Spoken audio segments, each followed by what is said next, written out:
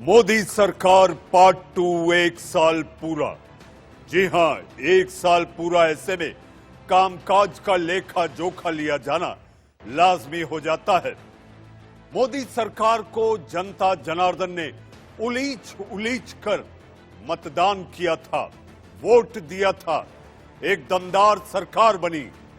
BJP अपना राग निश्चित आलापेगी, लेकिन साहब ये लोकतंत्र है, यहां पर विरोधी आपकी नाकामी के भी चर्चे करेंगे, इसलिए ये बहस और चर्चा जरूरी है। नमस्कार, शाम के 7 बज चुके हैं और मैं हूं मनीष अवस्थी, लेकर आया हूं आपका पसंदीदा डिबेट शो देश का सवाल। देश में इतिहास को बदलते हुए मोदी सरकार ने 2019 में पहले से भी ज्यादा बहुमत के साथ दोबारा सरकार बनाई और कोरोना काल आने से पहले एक साल के अंदर एक के बाद एक ताबड़तोड़ कई कड़े फैसले ले लिए। सरकार ने एक साल में ही 5 साल के बचे उन सारे मुद्दों को एक झटके में खत्म करने का फैसला किया और उन्हें अपनी प्राथमिकता बताते हुए हर नामुमकिन समझे जाने वाले फैसले को एक झटके में मुमकिन कर दिया। पाकिस्तान में घुसकर एयर स्ट्राइक और जम्मू कश्मीर से धारा 370 हटाना कुछ ऐसे ही असंभव फैसले थे जो राजनीतिक हालातों को देखकर कभी खत्म नहीं होंगे ऐसा माना जाता था, लेकिन वो खत्म किए गए और हर बार मोदी सरकार की कूटनीति ने विपक्ष को मुंह की पटखनी दी। विपक्ष के साथ पाकिस्तान और चीन को भी मोदी सरकार ने साफ साफ संदेश दे दिया कि अब भारत से मत टकराना वरना अंजाम अच्छा नहीं होगा। तभी सीमा पर अब बखेड़ा खड़ा करने वाले चीन को कहना पड़ा कि ड्रैगन और हाथी एक साथ डांस कर सकते हैं। मोदी सरकार के दूसरे कार्यकाल का एक साल में बहुत काम हुआ, लेकिन अभी भी बहुत ऐसी महत्वाकांक्षी योजनाएं हैं जो सरकार जल्द से जल्द खत्म कर देना चाहती है। हालांकि कोरोना की वजह से उसकी तेजी पर ब्रेक लग गया है। तो आज मोदी सरकार के दूसरे कार्यकाल के एक साल में कितनी कामयाबी और कितने सवाल, इसी मुद्दे पर बड़े पैनल के साथ हम करेंगे चर्चा और बहस। और इसी कड़ी में मेरे साथ देश की बड़ी पार्टियों के प्रवक्ता होंगे और उन्हीं से हम पूछेंगे कि आखिर कामयाबी कितनी और नाकामी कितनी। जी हां, मेरे साथ स्क्रीन पर आप देख रहे हैं, जी हां, कांग्रेस के वरिष्ठ नेता प्रखर प्रवक्ता उदित राज साहब। मेरे साथ आप स्क्रीन पर देख रहे हैं संजय द्विवेदी, जी हां, आप शिवसेना का पक्ष रखेंगे। और मेरे साथ राजनीतिक विश्लेषक और टीएमसी की खुलकर बढ़ाई और बखान करने वाले अनिर्बान बनर्जी। सबसे पहले, जी हां, इस बीच मेरे साथ बीजेपी के भी प्रवक्ता जुड़ेंगे, एलजेपी के भी जुड़ेंगे, लेकिन सबसे पहला सवाल उदित जी आपसे। ये खुला मंच है, अभी तक आपकी बात का विरोध करने के लिए यहां पर बीजेपी से कोई नहीं पहुंचा है। उदित जी, कैसा रहा ये एक साल?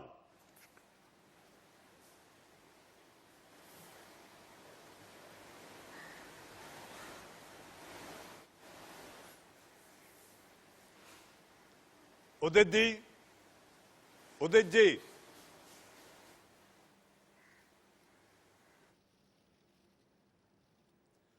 जी हां, हमारे साथ संजय द्विवेदी जी हैं। द्विवेदी जी, आप ये कामयाबी कहेंगे या आपकी नाकामी? महाराष्ट्र में आपकी सरकार बीजेपी के साथ नहीं बन पाई, बीजेपी इसे मान रही है कि ये उनकी कामयाबी है। मैं सबसे पहले तो माननीय मोदी जी को उनके मंत्रिमंडल को एक साल पूरे होने की बधाई देता हूं। मनीष जी, मैं थोड़ा सी बात करना जरूर चाहूंगा कि ऊपर के ढोल दिखाने वाले अलग हैं और नीचे के कुछ भी अलग हैं। जो इन्होंने वादे किए थे अपने सरकार के पहले, वो आप कितना वादा पूरा हुआ आप खुद ही देख रहे होंगे। एक भी वादा आज की डेट में किसी भी मध्यम वर्गीय को, किसी भी गरीब जनता को, द्विवेदी जी, संकल्प पत्र में जो बीजेपी ने कहा था उसके प्रमुख मुद्दे, प्रमुख वायदे पूरे कर दिए।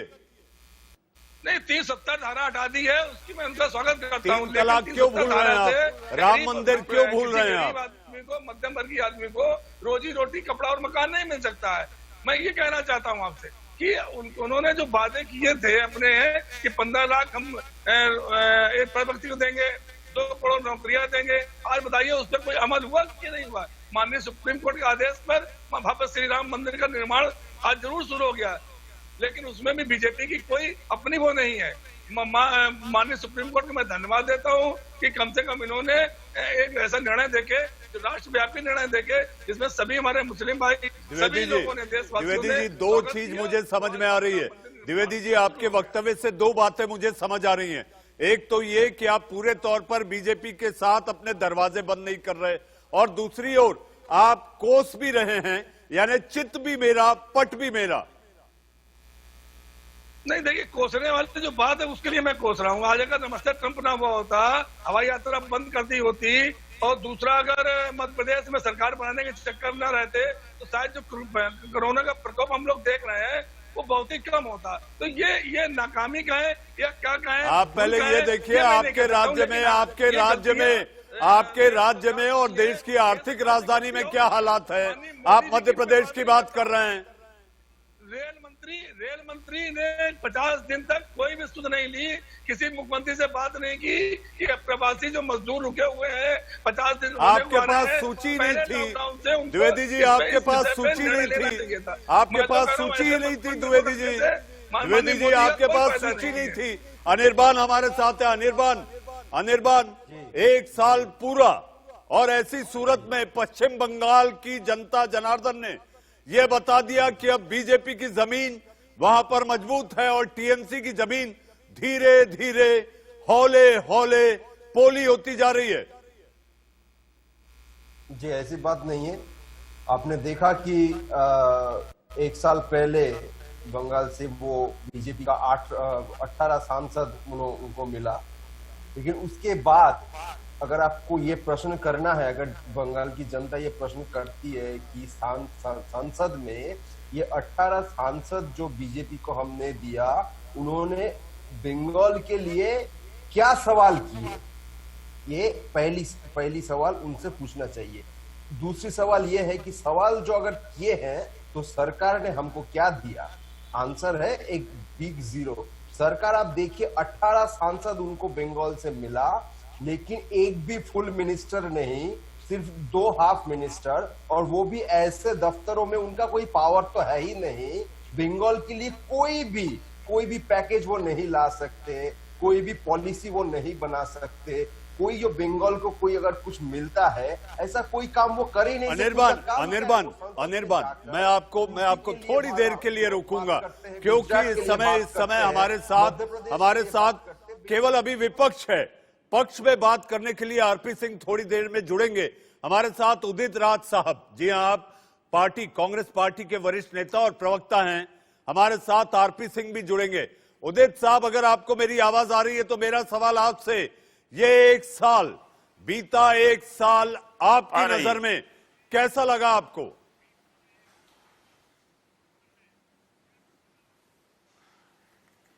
पांच साल जो पहले इन्होंने सरकार चलाई, उसमें तो कुछ अंकुश रहा, लेकिन जब दोबारा चुन करके आए तो सबसे पहले इनके सांसद और मंत्री बिल्कुल खत्म से हो गए, और केवल पीएमओ, पहले भी पीएमओ ही काम करता था।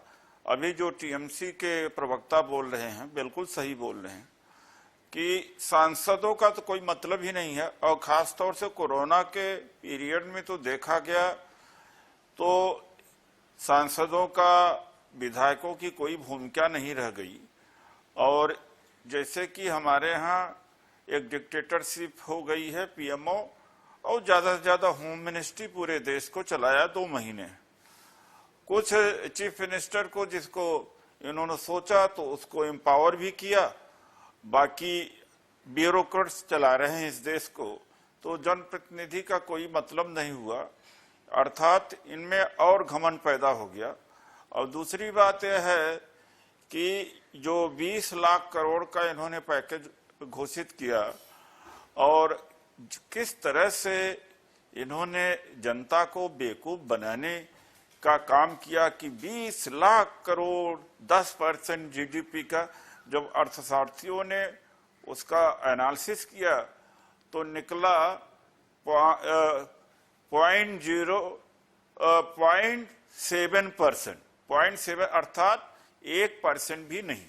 अच्छा, 1% जो बनता है 1,86,000 करोड़, वो जो स्टिमुलस कह सकते हैं मनरेगा वगैरह के लिए, या जो किसानों को जो 500 रुपया प्रति महीने देते हैं तो उसका एडवांस पेमेंट कर देना, या कुछ और इधर उधर खर्चे में ये दिखाया जाता है, बाकी सब लोन के रूप में है।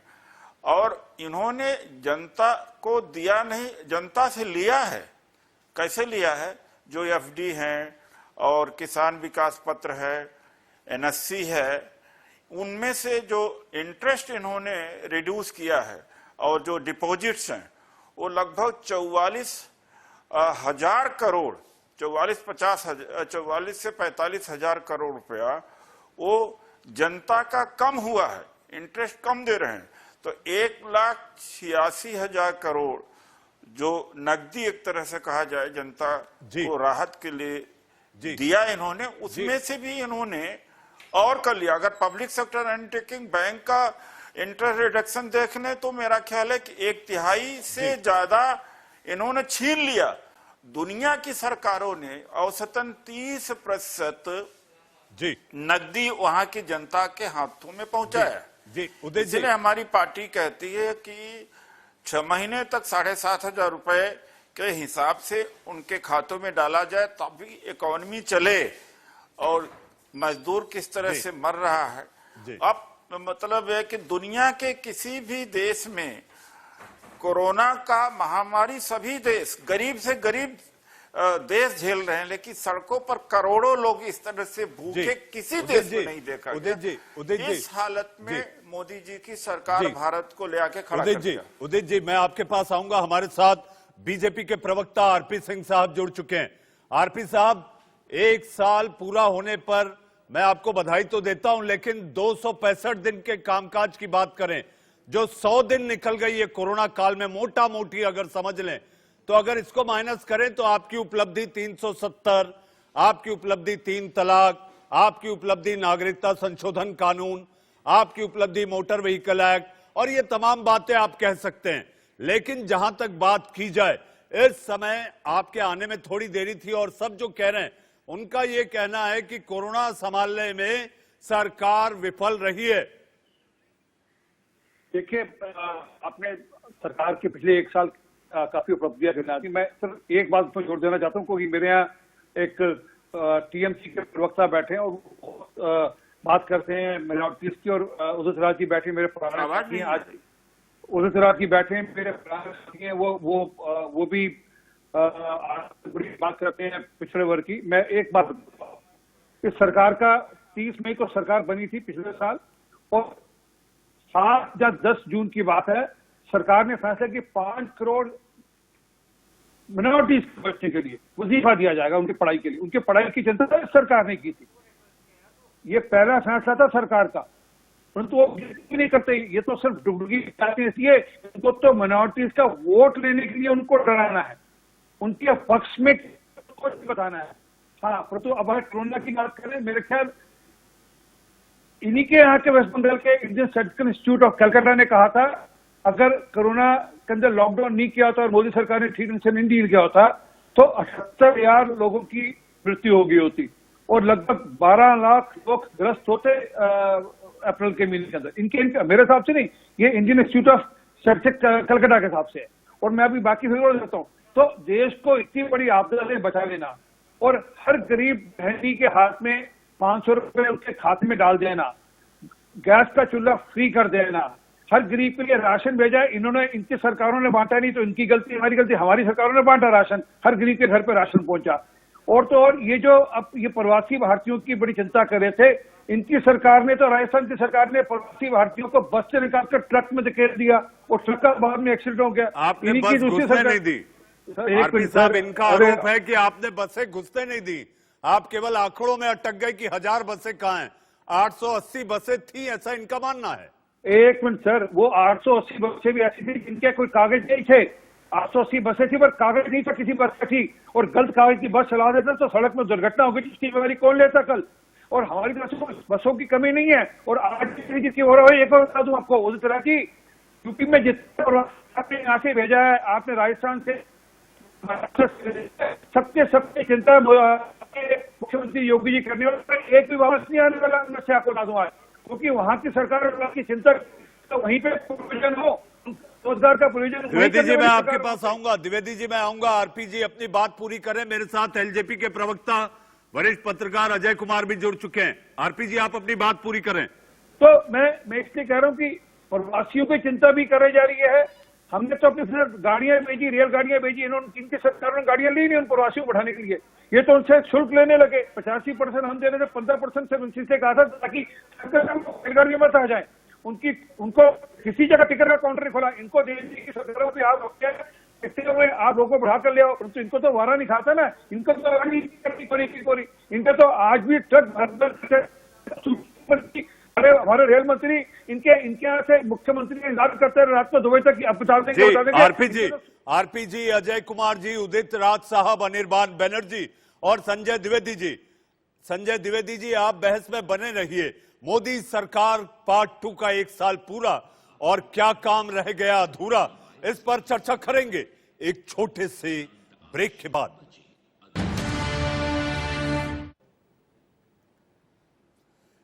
थोड़े से इंतजार के बाद आपका देश का सवाल में फिर एक बार स्वागत है और हमारे साथ मेहमानों का पैनल बना हुआ है। इस पैनल में हमारे साथ कांग्रेस के वरिष्ठ नेता और प्रवक्ता उदित राज, बीजेपी के प्रवक्ता और राष्ट्रीय सचिव आरपी सिंह, हमारे साथ एलजेपी के प्रवक्ता अजय कुमार, शिवसेना प्रवक्ता संजय द्विवेदी और टीएमसी समर्थक राजनीतिक विश्लेषक अनिर्बान बनर्जी बने हुए हैं। हमारे साथ अजय कुमार जी। अजय कुमार जी, मैं ब्रेक के पहले आपसे सवाल नहीं ले पाया था। आपकी स्थिति इस समय सरकार के साल पूरा होने पर, चूंकि बिहार में चुनाव भी है, मुझे ऐसा लगता है जहां दम वहां हम।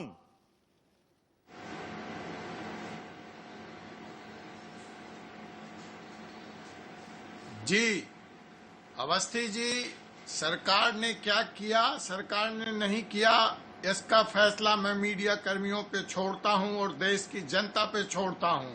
हम वो नहीं हैं जो यादों में हुकूमत करते हैं। आपने एक लंबी फहरिस्त टैक्स रिफॉर्म से लेकर के motor vehicle act 370, Jammu Kashmir राज्य का यूनियन टेरिटरी बनाना स्वयं बात किया है। मैं तो आज और सिर्फ आज की अगर बात करूं तो जो डाटा सामने आया है उसमें हमारा ग्रोथ, जीडीपी का ग्रोथ पिछले साल कम होने के बावजूद 50 अरब करोड़ का इन्वेस्टमेंट विदेशों से भारत में हुआ है, वो भी तब जबकि हमने विदेशी इन्वेस्टमेंट कानून पे लेकिन ये दिखाई नहीं देता है। इससे यह पता चलता है कि विश्व में भारत के प्रति, विश्व में भारत का क्या विश्वास हुआ है। मैं अपने कांग्रेस और विपक्ष के साथियों से पूछना चाहता हूं कि सिवाय आलोचना के आपने क्या किया है देश के जनता के लिए, यह भी आप बताइए। हाँ, हमें दर्द है, हम शायद जिस सीमा पे आकर, जिस स्तर पर आकर काम करना चाहते थे मजदूर साथियों के लिए, उसमें हमें वक्त लग रहा है। अजय जी, मैं आपसे एक ही बात कहना चाहूंगा, स्वस्थ लोकतंत्र में आलोचना भी जरूरी है। अजय जी, जी हाँ, हमारे साथ उदित राज जी हैं। उदित राज जी, आलोचना नहीं समालोचना करे विपक्ष। जी अजय जी, आप अपनी बात पूरी करें। अरे भाई, आप 50 अरब करोड़ में शून्य कितना, ये तो मैं यही कह रहा था कि सिर्फ आज का आंकड़ा देखिए, पतंजलि को 5 मिनट में 250 करोड़ मिल गए। यह बताता है कि भारतीय अर्थव्यवस्था में लोगों का क्या विश्वास है, और यही विश्वास जो हमने पतंजलि को मिले ना अजय जी, सरकार की अजय जी, पतंजलि को मिले। बता रहे हैं भाई, आप अपने जो दोस्त हैं आपने यही तो किया है कि जो बड़े पूंजीपति हैं वो अरबपति खरबपति बन गए। आपने एयरपोर्ट बेच दिए। आज 70 सालों में जो कांग्रेस द्वारा लगाया गया था वो आपने बेचना शुरू कर दिया। यही तो बात है, आपने 23 संस्थान बेच दिए। क्या शर्म नहीं आती आपको? अरे द्विवेदी जी, लोग तो लगाते आप हैं तो चुप और रहिए। बेच रहे हैं, बिहार आप बेच विरोधी, रहे हैं, उत्तर प्रदेश आप बेच विरोधी, रहे हैं, मानसिकता बेच रहे के हैं, ये गलत बीमार है। मानसिकता के पार्टी के बीमार प्रवक्ता, आप चुप रहे। आपको बोलने का कोई हक नहीं है। नहीं, आपको बोलने का झूठ बोलने का हक है, आपको झूठ बोलने का है, आपकी अरे बोलने का हक छीनने वाले आप कौन हो रहे हो भाई? अजय कुमार जी, अजय कुमार जी, अजय कुमार जी, अनिर्बान, अनिर्बान, अनिर्बान, अनिर्बान, अनिर्बान, अनिर्बान। जहां तक बात की जाए, इस समय जो जीडीपी का आंकड़ा आया है, बेरोजगारी एक ऐसी समस्या रही जो कोरोना के पहले भी चल रही थी। आर्थिक मोर्चे पर सरकार संभालने में थोड़ी कमजोर दिखाई दी, लेकिन आपके राज्य के हालात भी तो देखिए आप। जी बिल्कुल।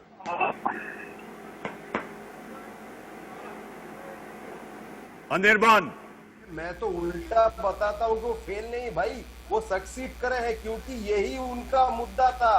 जो भी हुआ है उनको यही करना था, आम जनता को मारो और जो बड़े पूंजीवादी है, जो कॉर्पोरेट है, अपने दोस्त अंबानी अदानी, उनके पॉकेट भरो और माल्या जो है, नीरव मोदी जो हो, मेहुल चोकसी जो, सब कुछ बाहर भगा दो। ये सब वापस आएंगे अनिर्बान, अनिर्बान, ये सब एक प्रक्रिया के तहत वापस आएंगे। भारत वापस लाएगी, ये सरकार वापस लाएगी। अरे कब लाएगी भाई, कब लाएगी? 6 साल हो चुका है, कब लाएगी? अगर हम बूढ़े हो जाएंगे, मर जाएंगे, हमारे पोते आ जाएंगे, तब लाएंगे क्या? ये सिर्फ वादा। आरपी जी कब लाएंगे? आरपी जी कब लाएंगे? आप बताइए कि काला धन कहाँ है? 2014 से हम सुन रहे हैं, काला धन कहाँ है? आरपी जी कब लाएंगे? नीरव मोदी, विजय माल्या, चौकसी, ये कब आएंगे? आपकी जानकारी मिला कि नीरव मोदी और विजय माल्या कहाँ इस समय वहाँ जेल में है और यहाँ पर लिए रखते हैं। अब वो जेल में वहाँ पर ये आपको प्रेसिडेंट आपको यहाँ के सरकार आप यहाँ लाओ, वहाँ जेल में है तो हमको क्या? बात करना सीखो पहले। आपसे पैसे वापस लाओ, सबके अकाउंट में 15 लाख डाल दो, तब हम समझे। ये तो आपने वादा किया पैसे था। दो, उनसे पैसे वसूलो, पैसे हाँ, तो वो वापस जेल में चाहिए। रहेंगे तो हमको क्या पैसे पैसे वापस वसूल चाहिए। सबको तो? पैसे लाना चाहिए। पैसे मनीष जी, मैं कुछ कोई कहना चाहता हूं। सूटकेस में भर के नहीं आएंगे द्विवेदी जी। पैसे लाने की एक प्रक्रिया है और मुझे लगता है सरकार वो कर रही होगी। हमारे साथ उदित राज जी है। उदित राज जी, मनीष एक बार नौकरियां देंगे, ये वादा आपने किया था, इससे वादा क्यों करते हो जिसको आप पूरा न कर पाए? पहला क्वेश्चन। आज भारतीय जनता पार्टी के प्रवक्ताओं नेताओं की ये हालत हो गई है। 2014 में बड़े बड़े पार्टी का है, मैं कहता हूँ 73 धारा खत्म, ठीक है, अच्छी बात है, लेकिन हमारे कितने काश्मीरी ब्राह्मण हमें एक नाम बताइए, कितने काश्मीरी ब्राह्मण वहां पहुंच गए हैं जिन्होंने अपनी संपत्ति जो ली थी कितने लोगों को मिली है? आप मुझे बताइए। काश्मीरी ब्राह्मण कितने वहां पहुंचे हैं? सिंह साहब, सोनिया गांधी द्विवेदी जी हमारे साथ उदित राज जी। जी हाँ उदित जी, आपने अगर पूरी बहस सुन रहे होंगे आप, तो आपने ये सुना कि सीधे तौर पर जीडीपी फिर एक बार सबसे निचले स्तर पर आ गई। और जहां तक बात की जा रही है, आरपी सिंह जी ने कहा, आपने सवाल किया था कि क्या किए 5 करोड़ अल्पसंख्यकों को जो आर्थिक राहत देने का काम ये सरकार ने किया है। इनका कहना है कि इसके पहले नहीं हुआ। उदित जी,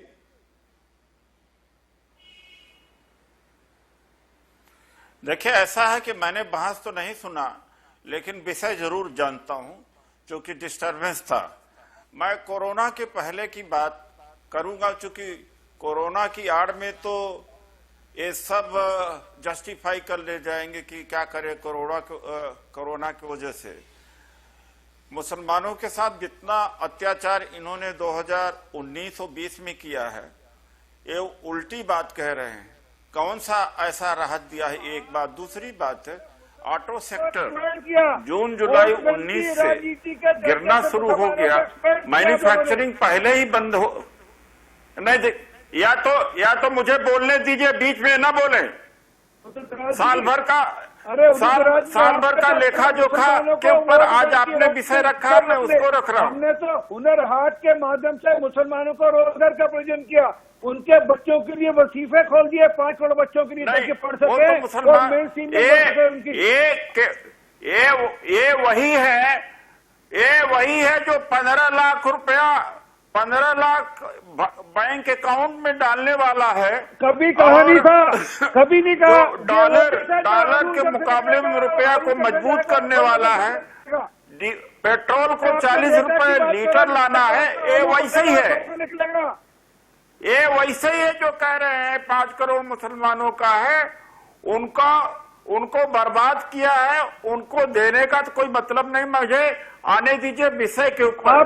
मैं एक सेक्टर को लेता हूँ, चाहे कोल सेक्टर हो, मैन्युफैक्चरिंग सेक्टर हो, अनएम्प्लॉयमेंट हो या ऑटो सेक्टर हो, सब डूबा हुआ था कोरोना के पहले। तो साहब इस बार तो इनका जो मोदी सेकंड के बाद में 2-3 महीने के बाद में जो गिरावट आई वो इनके 5 साल पहले के समय में भी नहीं रही है। उदित जी, मैं आपसे एक ही बात जानना चाहता हूँ। उदित जी, एक ही बात जानना चाहता हूँ आपसे। आपने कहा कि ये मुस्लिम विरोधी रहे हैं।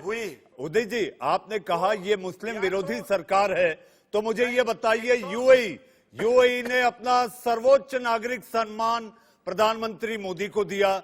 इस्लामोफोबिया फैलाने का काम पाकिस्तान कर रहा था, ओआईसी के देशों ने उसे नकार दिया, तमाचा लगा दिया। ऐसा कहा गया दुनिया भर में कि अगर दुनिया में मुसलमान कहीं वाहिद है तो वो केवल भारत में। मैं ये जानना चाहूंगा, आप ये जो कह रहे हैं इसका आधार क्या है? इनका आधार है कि ये तो बांटने की राजनीति करते हैं। देखिए, ऐसा है, अवार्ड कैसे मैनेज होता है सभी जानते हैं, और अवार्ड कोई पैरामीटर नहीं है, नागरिक सम्मान कोई पैरामीटर नहीं है। सर्वोच्च नागरिक सम्मान यूएई का, संयुक्त अरब अमीरात का सर्वोच्च नागरिक सम्मान। अभी आप अगर ऐसी बात करोगे, अब एक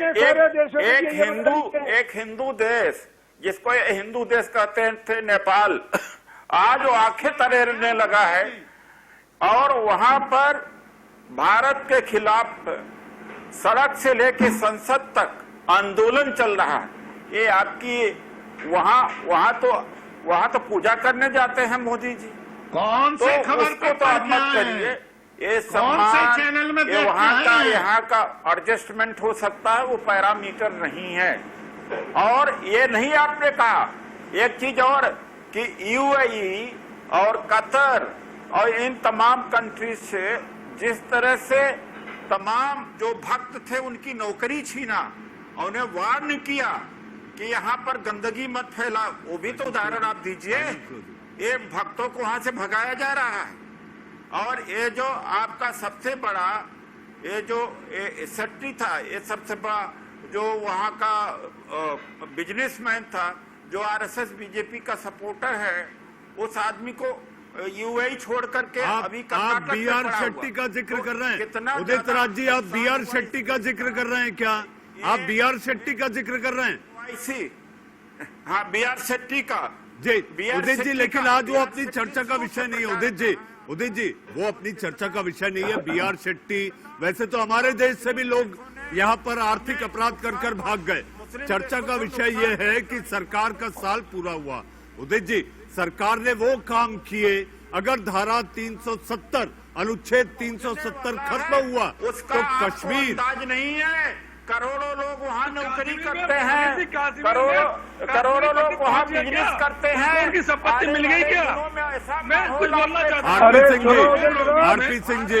आरपी सिंह जी, केरल और कर्नाटक की जो आर्थिक ऋण है वहीं से टूटेगी।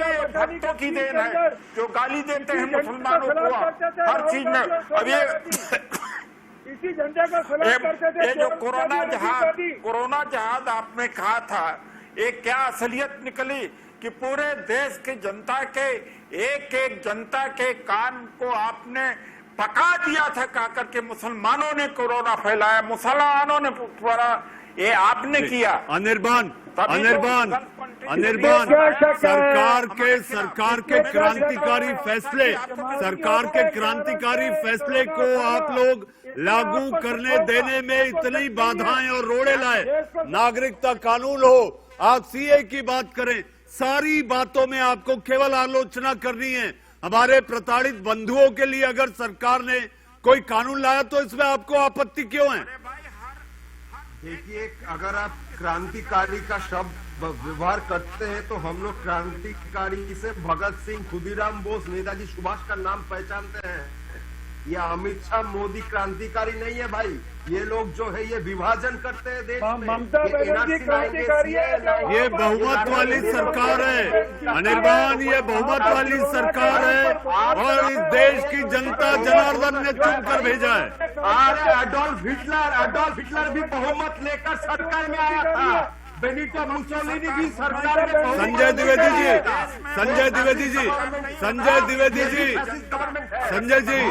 संजय जी 30 साल पुरानी दोस्ती टूट गई जी, फिर कोई गुंजाइश है क्या? होती है तो देश की जनता को सर बाधा तोड़ा हमारे क्योंकि इस देश के लोगों की मानसिकता जनता पार्टी ने तोड़ा, अलग है। हमने बाधा नहीं तोड़ा। हमने सरकार वहाँ बनाई, कॉमन मिनिमम प्रोग्राम से बनाई और महाराष्ट्र का भला करने की बनाई। मैं 2-3 कुछ पूछना चाहता हूँ। मेरे पास समय कम है द्विवेदी जी, मेरे पास समय कम है द्विवेदी जी, मेरे पास समय कम है। चूंकि साल पूरा हुआ है तो ये चर्चा और बहस आलोचना चलती रहेंगी। बड़ी बड़ी पार्टी के नेता हो सकता है संवाददाता सम्मेलन करें, लेकिन हाँ जरूरी यह है कि इस समय कोरोना संक्रमण काल में सरकार कोई भी हो, लेकिन जरूरी है कि सारा भारत एक हो, क्योंकि हमारी लड़ाई कोरोना से है और कोरोना को हराना है। जी हाँ, तूफान बनकर आया है, लेकिन तूफान भी वहां हार जाता है जब कश्तियां जिद पर होती हैं। देश का सवाल में आज के लिए बस इतना ही।